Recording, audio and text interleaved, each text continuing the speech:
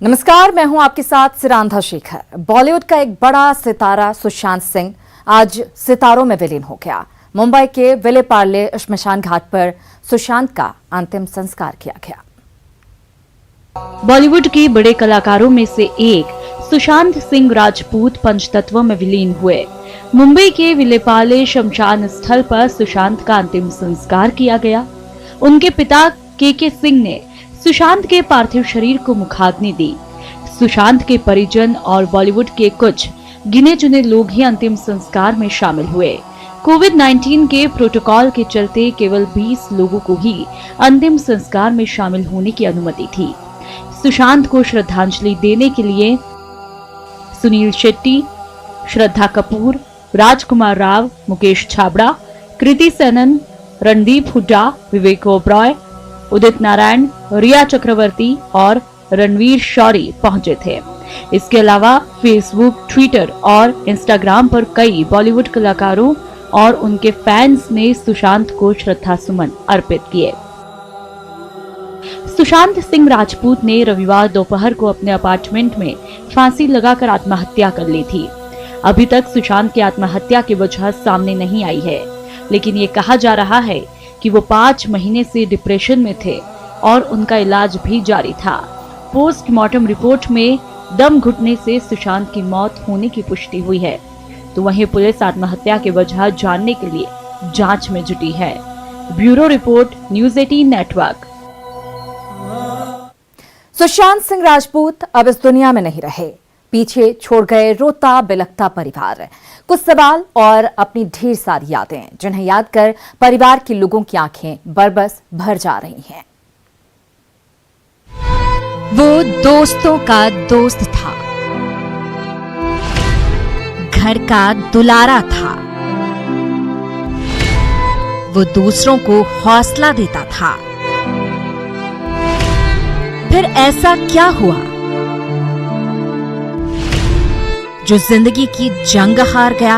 34 साल के बॉलीवुड एक्टर सुशांत सिंह राजपूत ने दुनिया को अलविदा कह दिया और पीछे छोड़ गए कुछ सवाल और ढेर सारी यादें। वो यादें जो कचोटती हैं, बार बार ये सोचने पर मजबूर करती हैं। हम लोग सोच भी नहीं सकते थे कि इस तरह का भी दिन देखना पड़ेगा। इतना होनहार लड़का, इतना दूसरे को हौसला देने वाला, दूसरे को मदद करने वाला, ऐसा हो सकता है, कभी हम लोग सोचे नहीं थे। अभी पिछले साल ही की तो बात है, सुशांत सिंह राजपूत बिहार आए थे। पूर्णिया के अपने गांव मलडीहा गए, अपनों से मिले, क्रिकेट खेला, बच्चों के साथ मस्ती की। फिर खगड़िया के बोरने गांव अपने ननिहाल गए, जहां भगवती के मंदिर में मुंडन संस्कार कराया। बचपन में हमसे मिले थे, हम उसके कंसर्ट में रहे थे बचपन में। 17 साल बाद उनको हमारा याद था, जो कि मुझे भर पांच पकड़ लिया। मिलने के बाद मेरे शरीर से लिपट गया। किसी को यकीन नहीं हो रहा है कि सुशांत सिंह राजपूत अब इस दुनिया में नहीं है। जो सुशांत को बचपन से जानता है, उसके लिए सुशांत का यूं चले जाना उसके जीवन का सबसे बड़ा सदमा है। पटना में सुशांत के साथ पढ़े और खेले कूदे उनके दोस्त विशाल सिंह को यकीन नहीं हो रहा है कि उनका सुशांत इस दुनिया को छोड़ चुका है। जब पटना आए थे तो साथ में यहाँ पे पूजा किए थे। ऐसा मतलब कभी उन्होंने शो नहीं किया कि मैं बहुत बड़ा सेलिब्रिटी हूँ। कभी ऐसे जैसे स्कूल फ्रेंड थे वैसे उस टाइम, मतलब जब एक्टर बनने के बाद भी सेम एज इट इज थे। अपनी यादों को अपनों के जहन में छोड़कर सुशांत सिंह राजपूत चले गए। साथ में ये सवाल भी कि सब कुछ तो था, तो फिर आखिर ऐसा क्या हुआ जिसने अंदर से सुशांत को खोखला कर दिया था, जिसकी वजह से उन्होंने इतना बड़ा कदम उठा लिया? सच में ऐसे भी कोई जाता है क्या, जो दूसरों का हौसला बढ़ाता रहा, पर्दे पर आत्महत्या के खिलाफ लड़ता रहा, जो पर्दे पर जिंदगी को जिंदा दिली सिखाता रहा, जो क्रिकेट की पिच पर जीत की पटकथा लिखता रहा, वो अचानक इतना कमजोर कैसे हो गया? न्यूज़ 18 के लिए अमित कुमार सिंह के साथ ब्यूरो रिपोर्ट, पटना। चलिए खबरों में आगे बढ़ते हैं। बात सियासी खबरों की कर लेते हैं। बिहार विधानसभा चुनाव की विधिवत घोषणा अभी नहीं हुई है, लेकिन उसके पहले ही राजनीतिक दल सियासी मोड में आ गए हैं। राजनीतिक आरोप प्रत्यारोप का दौर तेज हो गया है। आरजेडी नेता तेजस्वी यादव ने एक पोस्टर लॉन्च कर सीएम नीतीश कुमार पर निशाना साधा है।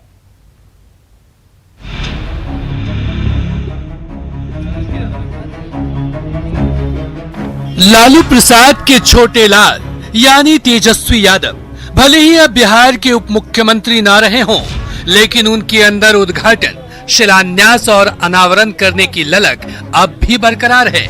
सरकारी योजनाओं के उद्घाटन का अब मौका तो मिलता नहीं, तो तेजस्वी ने नीतीश कुमार पर निशाना साधने के लिए आरजेडी ऑफिस के बाहर एक पोस्टर लॉन्च कर दिया। तेजस्वी ने पोस्टर के जरिए नीतीश कुमार से सवाल किया, बिहार का मुख्यमंत्री कहां है? बिहार की राजनीति में ये पहली दफा है जब किसी नेता ने पोस्टर का अनावरण किया हो। हमारे पीछे ये जो पोस्टर है, इसका अनावरण विपक्ष के नेता तेजस्वी यादव ने किया है। तेजस्वी यादव ने नीतीश कुमार के गायब होने का हिसाब किताब इस पोस्टर में दिया है और उन्होंने पूरे पोस्टर में लिखा है कि बिहार का मुख्यमंत्री गायब क्यों। उन्होंने वो हिसाब दिया है कि 90 दिन से 24 घंटे, और उन्होंने पूरा हिसाब लगाकर ये बताया है कि 77,76,000 सेकेंड अदृश्य अवस्था में बिता दिए और अब तक उनका कोई सुराग नहीं लग रहा है। ऊपर से श्रमिक भाइयों को गुंडा, लुटेरा और अपराधी बता रहे हैं। न गरीब, न मजदूर, न किसान, न नौजवान की चिंता की है, न फिक्र किया तो किया बस आराम आराम आराम और आराम। पूछ रहा है सारा बिहार कहाँ छिपे हो नीतीश कुमार। ये पूरा पोस्टर है जिसका अनावरण विपक्ष के नेता तेजस्वी यादव ने किया है। आपको बता दें, पोस्टर के माध्यम से तेजस्वी यादव ने सीएम नीतीश कुमार पर निशाना साधा है और आरोप लगाया है कि नीतीश कुमार कोरोना संकट के बीच 90 दिनों से गायब है। तेजस्वी ने कहा कि 100 दिन पूरा होने पर वो ढोल भी बजाएंगे। लोगों के बीच नहीं जाएंगे, गरीबों के बीच नहीं जाएंगे, मजदूरों के बीच नहीं जाएंगे, मरीजों के बीच नहीं जाएंगे, अस्पतालों में नहीं जाएंगे। तो राष्ट्रीय जनता दल गांव-गांव में ढोल पीटने का काम करेगा जब 100 दिन पूरा हो जाएगा। तेजस्वी के पोस्टर वार का जवाब जेडीयू ने जुबानी तीर चला कर दिया, जो आरजेडी को चुभ गया। जेडीयू के पलटवार से तिलमिलाए आरजेडी नेता आलोक मेहता ने मंत्री नीरज कुमार को मर्यादा में रहने की नसीहत दे डाली। मॉनसून की शुरुआत आज हो गई, लेकिन राजनीतिक आपदा के जो शिकार हैं, भ्रष्टाचार के राजकुमार माननीय तेजस्वी यादव जी फिर दिल्ली का टिकट नहीं कटा लें। अरे नेता प्रतिपक्ष की जो गरिमा है उसका तो ख्याल रखना चाहिए, खुद मंत्री हैं उसका भी ख्याल रखना चाहिए। दोनों गरिमामयी पद हैं। तो आप जब किसी बात को कहते हैं, किसी भाषा का इस्तेमाल करते हैं, तो आपको उस पर नियंत्रण होना चाहिए। चुनावी साल में एक दूसरे की कमियों को गिनाने और राजनीतिक लाभ उठाने की कोशिशें आगे भी जारी रहेंगी। जनता किसकी बातों पर विश्वास करती है, ये देखना होगा। न्यूज 18 के लिए पटना से विरजम पांडे और आनंद अमृतराज के साथ ब्यूरो रिपोर्ट। और इन सब के बीच जेडीयू नेता अशोक चौधरी ने तेजस्वी यादव को लीगल नोटिस भेज दिया है। उन्होंने तेजस्वी की ओर से जारी वीडियो को फर्जी बताया है। उन्होंने वीडियो में छेड़छाड़ कर जारी करने का आरोप लगाया है। अशोक चौधरी ने 10 घंटे की मोहलत देते हुए कहा है कि अगर उन्होंने माफी नहीं मांगी, तेजस्वी ने माफी नहीं मांगी, तो वो मानहानि का दावा करेंगे। तो निश्चित रूप से किसी भी व्यक्ति को इस प्रदेश में हमारी छवि झूठ मूठ का गलत आरोप लगाकर खराब करने का अधिकार नहीं है। इसलिए हमने माननीय नेता प्रतिपक्ष को लीगल नोटिस दिया है कि लीगल नोटिस के माध्यम से कि वो जनता से माफ़ी मांगे, वो लिखित माफ़ी मांगे, ट्विटर फेसबुक से अपना पोस्ट डिलीट करें जिस पोस्ट में उन्होंने मुझे आपत्तिजनक बातें कही है, और नहीं तो हम लीगल एक्शन लेने के लिए बाध्य रहें।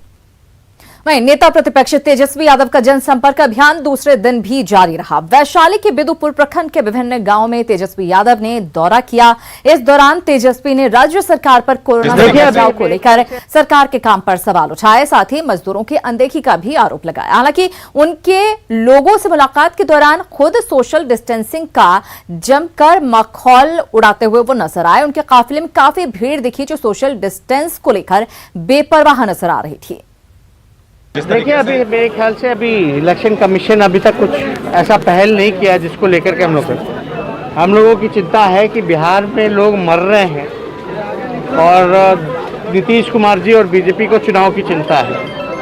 अभी हम लोगों को गरीबों का, मजदूरों का, किसानों का, जो बेरोजगार हैं उनके दुख दर्द को दूर करने में लगना चाहिए। मुख्यमंत्री नीतीश कुमार कल मोतिहारी में गंडक नदी पर निर्मित 70 घाट पुल का लोकार्पण करेंगे। 2.5 करोड़ से अधिक की लागत से पुल का निर्माण कराया गया है। डीएम ने बताया कि कल मुख्यमंत्री पटना से वीडियो कॉन्फ्रेंसिंग के जरिए 70 घाट पुल का लोकार्पण करेंगे। आपको बता दें कि सीएम नीतीश कुमार ने 20 अप्रैल 2012 को इस पुल का शिलान्यास किया था। गंडक नदी पर निर्मित ये पुल सारण और तिरहुत प्रमंडल को आपस में जोड़ेगा। 1440 मीटर लंबे पुल का निर्माण बिहार राज्य पुल निर्माण निगम की तरफ से किया गया है। 70 घाट का जो पुल है गंडक नदी पर, उसके उद्घाटन माननीय मुख्यमंत्री जी के सरकमलों द्वारा किया जा रहा है वीडियो कॉन्फ्रेंसिंग के माध्यम से। तो उसी की समीक्षा करने के लिए हम यहाँ पे आए हैं। 16 तारीख को इस पुल का लोकार्पण होगा। तो मोतिहारी जिला एवं गोपालगंज जिला वासियों के साथ ही इसकी कनेक्टिविटी छपरा एवं पटना से भी है। तो एक तरीके से एक अच्छी सुविधा जो है बिहार सरकार के द्वारा आप लोगों के लिए माननीय मुख्यमंत्री के द्वारा समर्पित की जा रही है। 70 घाट पुल गोपालगंज को भी जोड़ेगा, जिससे वहां के लोगों में काफी खुशी देखी गई। जनप्रतिनिधियों का कहना है कि इससे आना जाना बेहद आसान हो जाएगा। अभी हम खड़े हैं गोपालगंज के 70 घाट पुल के पास और यही वह मेगा ब्रिज है जिसका सीएम नीतीश कुमार कल उद्घाटन करेंगे। और बताया जाता है कि अप्रैल 2012 में मुख्यमंत्री नीतीश कुमार ने इस पुल की शिलान्यास रखी थी और तब यहाँ पर जो है 2 अरब 63 करोड़ की यह परियोजना थी। और आज वो परियोजना जो है पूरी से पूरी हो गई है और गोपालगंज का जो दियारा इलाका है और इस इलाके में समृद्धि आएगी। और हम बात करते हैं कुछ लोग से और तत्कालीन विधायक मंजीत सिंह थे उस समय, उनसे बात करते हैं, वो मौजूद हैं यहाँ पर। जी बताइए सर, ये पुल के बारे में क्या कहना है आपको? ये बहुत ही महत्वपूर्ण पुल है और गोपालगंज ज़िले के लोगों में बहुत खुशी है। यह पुल 2012 में माननीय मुख्यमंत्री जी ने लगभग 263 करोड़ से की राशि से इसका शिलान्यास किया था, जो बनकर तैयार है और कल माननीय मुख्यमंत्री जी इसका शुभारंभ भी करेंगे। और लगभग कल 350 करोड़ की सौगात इस गोपालगंज को मिलना है। बरौली माझी रोड लगभग 25 करोड़ की लागत से उसका भी शुभारंभ करेंगे। तो ये मंजीत कुमार सिंह हैं, उनका कहना है कि नीतीश कुमार ने गोपालगंज को 1 नहीं 2 नहीं बल्कि 3 मेगा ब्रिज दिए हैं और गोपालगंज में समृद्धि आएगी। मुकेश कुमार, न्यूज़ 18 गोपालगंज। तो कल इस पुल का लोकार्पण होने वाला है, जिससे गोपालगंज के लोग भी बेहद खुश हैं। इधर खबर पूर्वी चंपारण से, जहां सरकारी जमीन से रास्ता निकालने को लेकर एक दबंग परिवार ने 5 परिवारों के घरों को आग के हवाले कर दिया, जिसमें घर, नकदी, 5 बकरियां और किराना दुकान सहित कई सामान जलकर खाक हो गए। फिलहाल पुलिस मामले की जांच में जुटी हुई है। तस्वीरें आपके सामने आप देख सकते हैं। जमीन विवाद में दरअसल आग लगाई गई। दबंगों की तरफ से 5 घर जलकर राख हो गए। बहुत सारा सामान जो है वो जल गया है, मवेशी जल गए हैं।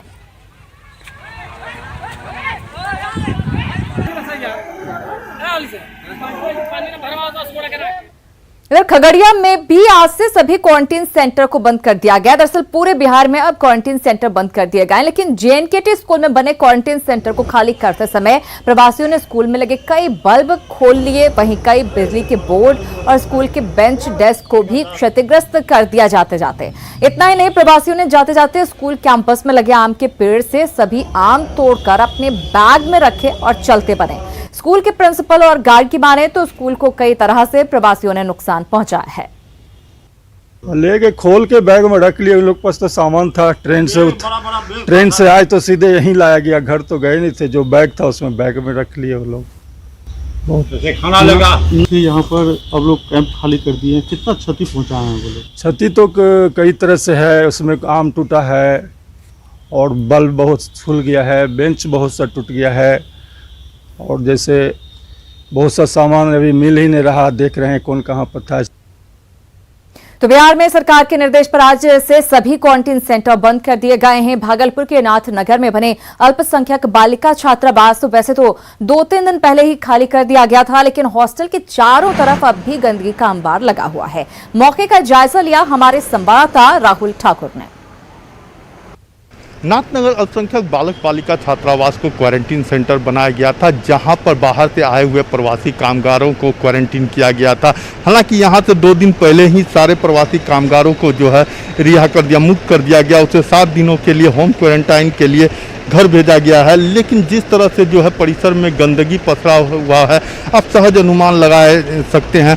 ये जो है प्लास्टिक के पैकेट हैं जिसमें पीने के पानी का रखा हुआ है, और ये यहाँ जो लोग क्वारंटीन थे उन क्वारंटीन लोगों के लिए मुहैया कराया गया था। ये एक कोना में बिखरा पड़ा है। इसी तरह अगर परिसर की बात करें तो परिसर में चारों तरफ जो है वो गंदगी पसरी हुई है। थर्मोकोल के थाली, प्लेट, कटोरा के साथ साथ जो प्लास्टिक के अंश हैं वो यूं ही बिखरे पड़े हैं, जो कई तरह की बीमारियों के संकेत देते हैं। इतना ही नहीं, जो पुराने खाने हैं कई दिनों से पड़ा हुआ वह भी यहाँ पर बिखरा पड़ा है, और कह सकते हैं कि इतनी बदबू इस इलाके में हो रही है, यहाँ हो रही है, जहाँ पर लोगों को खड़ा रहना भी जो है मुश्किल है। और ऐसी परिस्थिति में सहज अनुमान लगाया जा सकता है कि जिला प्रशासन के लिए जो है, नगर निगम प्रशासन के लिए यह एक बहुत बड़ी चुनौती है कि इस परिसर को साफ सफाई किया जाए। अन्यथा ऐसे भी संभावना हो सकती है कि इस पसरी हुई गंदगी से जो है कई तरह की बीमारियां जो है फैल सकते हैं। तो कैमरामैन राजीव सिंह के साथ राहुल, न्यूज 18 भागलपुर। और कोरोना से बचाव को लेकर सीएम नीतीश लगातार समीक्षा बैठक कर रहे हैं। सीएम के निर्देशों को लेकर बिहार के सूचना एवं जनसंपर्क विभाग के सचिव अनुपम कुमार ने जानकारी दी। सीएम नीतीश कुमार आज राज्य स्तरीय बैंकर्स समिति की 72वीं समीक्षा बैठक को संबोधित कर रहे थे। बिहार में आत्मनिर्भर बिहार को लेकर चर्चा हुई। संक्रमण की वर्तमान स्थिति को लेकर लगातार सभी कार्रवाई की जा रही है, और आज माननीय मुख्यमंत्री द्वारा राज्य स्तरीय बैंकर्स समिति की बैठक को संबोधित किया गया, और उसमें मुख्य रूप से जो बैंकर्स से जो भी बातें कही गई उसमें 4-5 जो महत्वपूर्ण बातें हैं मैं बता देता हूं। पहला तो कि जो बाहर से भी बहुत सारे लोग बिहार के आए हैं, उनको भी रोजगार देने की व्यवस्था की जा रही है। अपना बिहार में फिलहाल इतना ही, लेकिन न्यूज 18 बिहार झारखंड पर खबरों का सिलसिला लगातार जारी है।